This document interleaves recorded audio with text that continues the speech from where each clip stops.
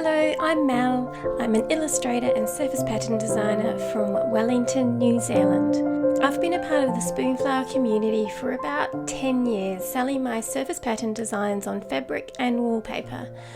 Over the years, I've learnt a few tips and tricks to getting my work noticed by customers on the platform. So today I'm going to share with you my top 3 tips for earning money through selling your patterns on Spoonflower. So what is Spoonflower? Well, Spoonflower markets itself as a global marketplace for connecting makers and consumers with artists worldwide. They provide artists with a way to sell their pattern designs via their on-demand digital printing technology and eco-friendly, sustainable and scalable manufacturing process. They print both fabric, home decor and wallpaper using water-based pigment inks and dyes, and aim to empower their creative community by supporting artists, makers, consumers and small business owners to build their creative careers.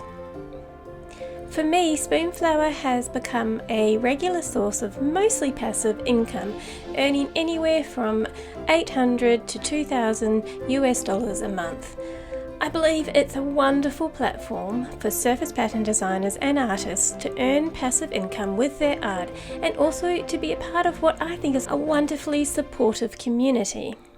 So let's get to it. Here are my top tips for getting your patterns noticed and sold on Spoonflower. Number 1. Enter challenges. Spoonflower has weekly design challenges that encourage creativity by inviting the community to submit designs around fun themes, and then you can vote on your favourites to win prizes. Entering challenges regularly will get you noticed by potential buyers as well as Spoonflower employees. I also find that over time your skills in pattern design improve as you discover what does and doesn't sell. A couple of years ago, I entered designs in the challenges every week for a few months. In one of those months, I came in the top 5 every week, one of which won a challenge. This had a huge knock-on effect. Some of those designs were featured in Spoonflower's magazine, and they also marketed them on their social media platforms. And since then, those designs have sold pretty close to daily. When creating designs for challenges, I highly recommend designing to the scale it will be shown on the voting page. You want your design to stand out, as there will be hundreds of other designs to compete with. I typically create my repeat tile to the size of what the preview will be displayed at, which is typically around 21 by 18 inches. My second tip is to use keywords. When uploading your design, spend some time coming up with keywords. Spoonflower calls them tags. There are a few ways I try to achieve this. Firstly, I like to check the Spoonflower categories and check the top and trending for best keywords to use. Use all 13 of them and make sure to include keywords for theme, audience, color, object and scale. So the theme is what the style of the design is. For example, it could be a geometric design, a mid-century, modern, floral, you get it. The audience is the buyer who might like this design. Think dog lover or athlete, maybe a nurse or a teacher. For colour, what are the most prominent colours in your design? Use general colours like pink, green, orange, or more specific trendy colours like blush, mint or terracotta.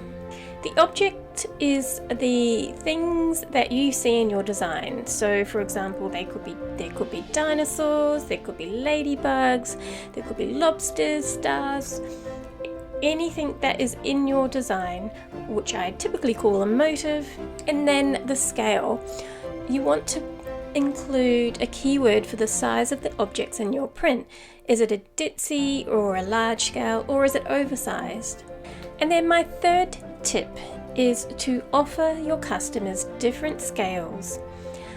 Try and upload different scales. So try to include a ditzy or a tiny scale, a mid-size and an oversized. An oversized one is really good for wallpaper, which sells really well. Always include in your description that you're happy to offer a different scale or change the direction of the print. And also check that you have set the wallpaper settings. Wallpaper will give you the biggest royalty, so it's really important to include a scale that is good for wallpaper and that you set them in the settings. And that's it. Remember that it takes time to build up your Spoonflower shop, and it takes time to start earning money. Don't expect it to happen overnight.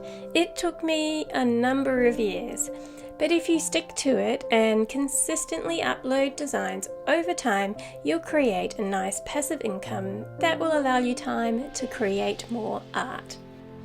And finally, don't forget to subscribe and like so that I can continue making more of these videos. See you next time.